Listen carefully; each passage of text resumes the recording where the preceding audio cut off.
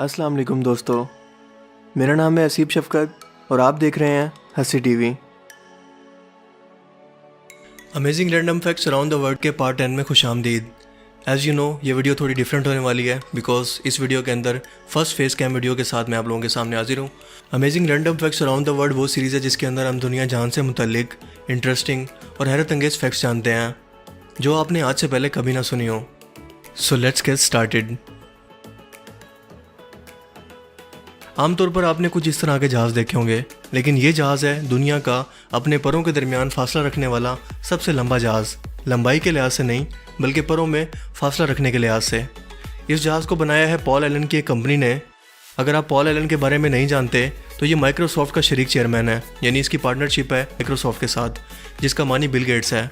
Bill Gates और Paul Allen दोनों class fellows थे। इन्होंने इस कंपनी को शुरू करने से पहले आपस में कोलैबोरेशन के ज़रिए इस कंपनी को स्टार्ट किया था, जिसके बाद माइक्रोसॉफ्ट को बिल गेट्स ने टेक ओवर कर लिया। तो इसकी कंपनी है एक स्ट्रीटो लॉन्च जिसने ये त्यारा बनाया है पहली दफ़ा। लेकिन इसको बनाने का मकसद क्या है? परों के दरमियान इतने बड़े फासले वाले जहाज़ को बनाने का मकसद क्या है? इसको हेलीपैड के तौर पर इस्तेमाल किया जाएगा खला में सेटेलाइट को छोड़ने के लिए। यानी कि पहले जब आपको ज़मीन से सेटेलाइट भेजने पड़ते थे तो आपको बहुत बड़े रॉकेट चाहिए होते थे जो खला में उसको लेकर जाएं, और इतनी ज़्यादा फोर्स से उसको खला में लेकर जाने के लिए बहुत ज़्यादा एनर्जी खर्च होती थी, और बहुत ज़्यादा ये फ्यूल एफिशिएंट भी नहीं थे, और इसके अलावा बहुत ज़्यादा इस पर ख़र्चा होता था, और कामयाबी के चांसेस भी ज़्यादा नहीं होते थे क्योंकि अक्सर ये एक्सप्लोड हो जाया करते थे ये रॉकेट्स वगैरह खला में। सो इसका सबसे अच्छा इलाज इस कंपनी ने निकाला है। इसने 10 किलोमीटर ऊंचा इसको लेकर जाते हैं सेटेलाइट को इसमें रख कर, और उसके बाद इसको हवा में छोड़ देते हैं। अब इससे फ़ायदा ज़्यादा तो नहीं है, लेकिन इससे मोस्टली फ़ायदा ये है कि जो फ्यूल की कंजम्पशन थी वो बच जाती है ज़्यादा।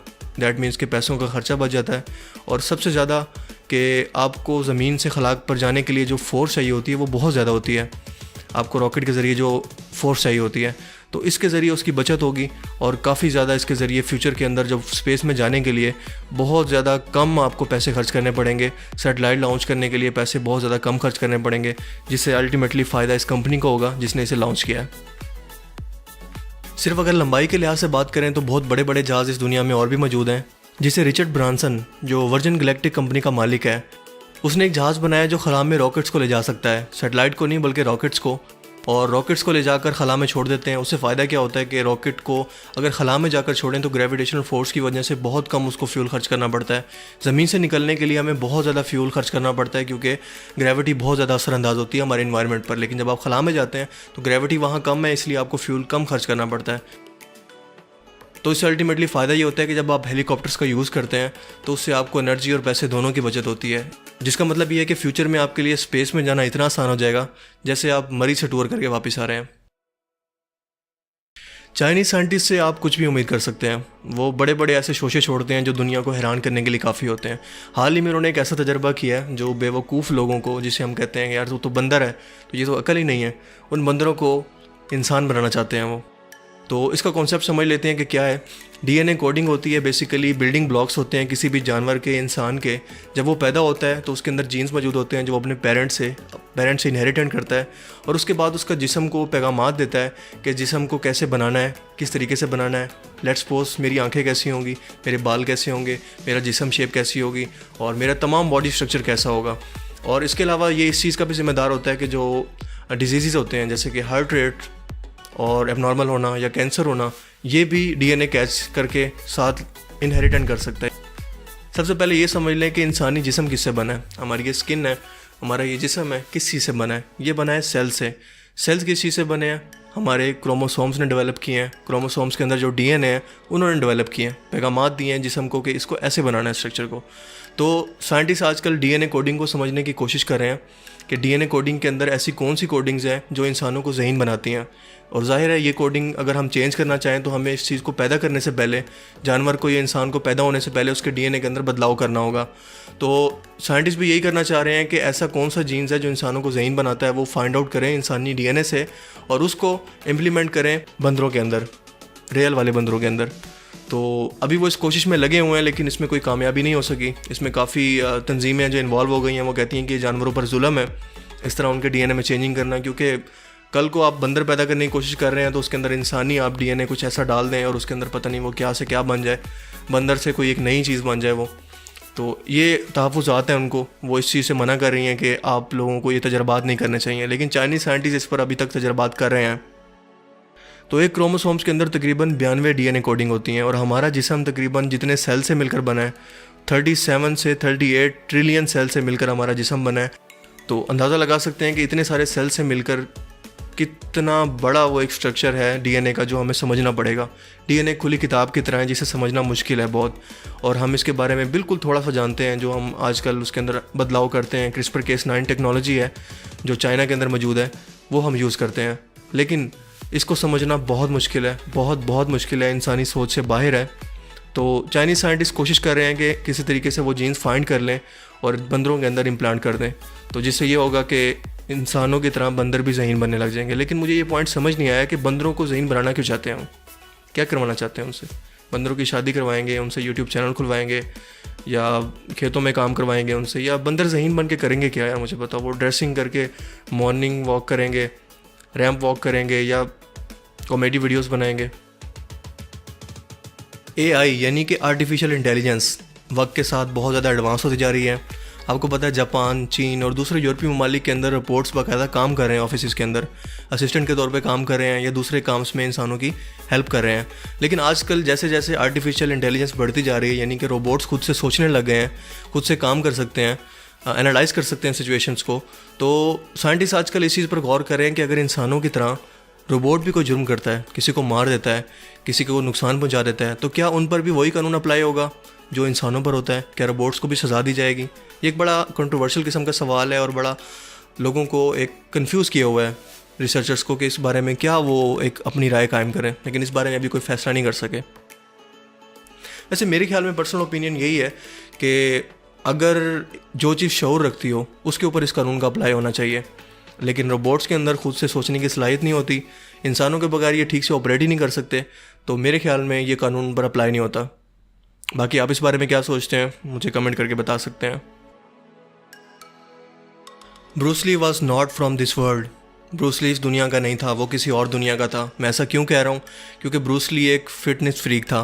फ़िटनेस फ्रीक से मेरी क्या मुराद है कि वो उसका वन हैंड पुश बहुत ज़्यादा मशहूर था। वो अपने अंगूठे और एक उंगली की मदद से, इसकी मदद से वो चिनअप्स कर सकता था, और ये रैप एक दो नहीं बल्कि 50 रैप्स थे। इसके अलावा वो चावल के दाने को हवा में फेंक कर उसे चॉपस्टिक से पकड़ सकता था, यानी कि इतना स्किल्ड था कि वो चावल के दाने को भी देखकर उसे पकड़ सकता था। और एक हमारे ये भाई साहब हैं, इनके सामने गेंद आए थे, उनको ऐसे लगता है कि शायद ऊपर से कोई बम गिर रहा है, हिरोशिमा नागासाकी ने किसी ने बम गिरा दिया और मुझे इसको नहीं पकड़ना, इसको छोड़ देना, भाग जाना।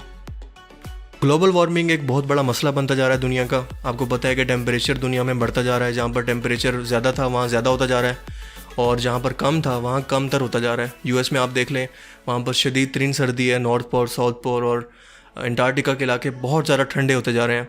लेकिन उसके साथ साथ ग्लोबल वार्मिंग की वजह से बर्फ़ भी पिघल रही है, टेम्परेचर भी बढ़ रहा है गर्मियों में बहुत ज़्यादा, जिससे अल्टीमेटली सैलाब आ रहे हैं। इस सैलाब को रोकने के लिए दरख्त सबसे ज़्यादा अहम किरदार अदा करते थे। दरख्तों की वजह से टेम्परेचर मेंटेन होता था, लेकिन अब क्या हो रहा है कि हम दरख्त काटते जा रहे हैं, जिससे जंगली हयात ख़त्म हो रही है। इंसानों ने अपने फ़ायदे के लिए जब दरख्त काटे हैं तो ज़ाहिर है कि जंगली हयात भी वो चीज़ें छोड़कर आ गई हैं, शहरों में आ गई हैं या तबाह होती जा रही हैं। उसके अलावा उसको एनवायरनमेंट के इश्यूज़ देखने में आ रहे हैं कि एनवायरनमेंट तबाह होता जा रहा है आहिस्ता आहिस्ता। तो इस चीज़ को ओवरकम करने के लिए एक शख्स ने एक बहुत बड़ा स्टेप उठाया। उसने क्या किया कि एक इंडिया के शख्स, आसाम के रहने वाले एक बंदे ने खुद अकेले 30 साल मेहनत करके रोज़ाना दरख्त लगाए और उसने पूरा एक जंगल खड़ा कर दिया। एक शख्स ने पूरा एक जंगल खड़ा कर दिया, जिसको लोग फॉरेस्ट मैन के नाम से भी जानते हैं। और ये जंगल 1360 एकड़ पर फैला हुआ है, जिसे दूर दूर से लोग विजिट करने आते हैं, और इसका नाम Guinness Book of World Record में भी लिखा गया है। दुनिया का सबसे पुराना होटल है जापान में, जिसका नाम है मिशियामा ओसिन किकान होटल।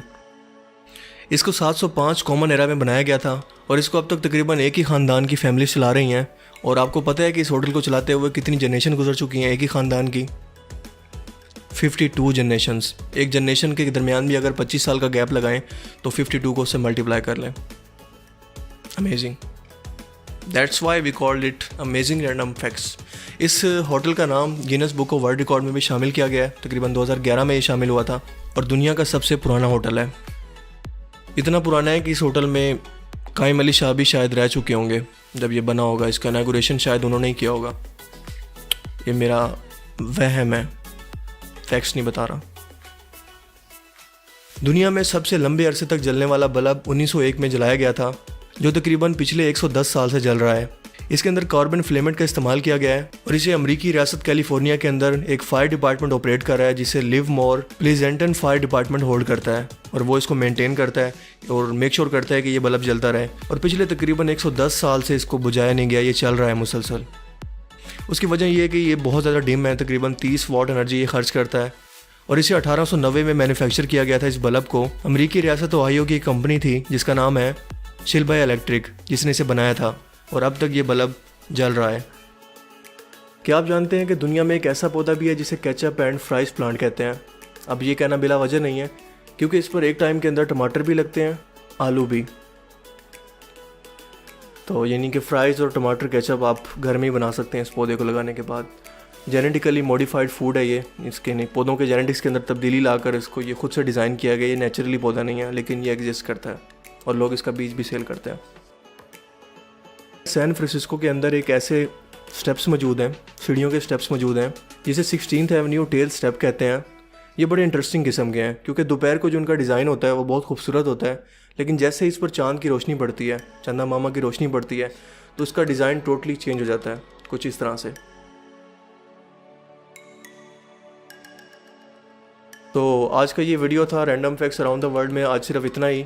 आई होप कि आज का ये फर्स्ट फेस कैम वीडियो आपको पसंद आया हो। अगर आपको अच्छा लगा है तो मुझे कमेंट करके बताइए। नेक्स्ट वीडियोस भी इंशाल्लाह इसी फेस कैम के साथ आएंगी, अगर आपको अंडरस्टैंडिंग के लिए ये अच्छी लगी तो। और उम्मीद है कि आपको इससे कुछ नया जानने को मिला होगा और आपको ये वीडियो पसंद आया होगा।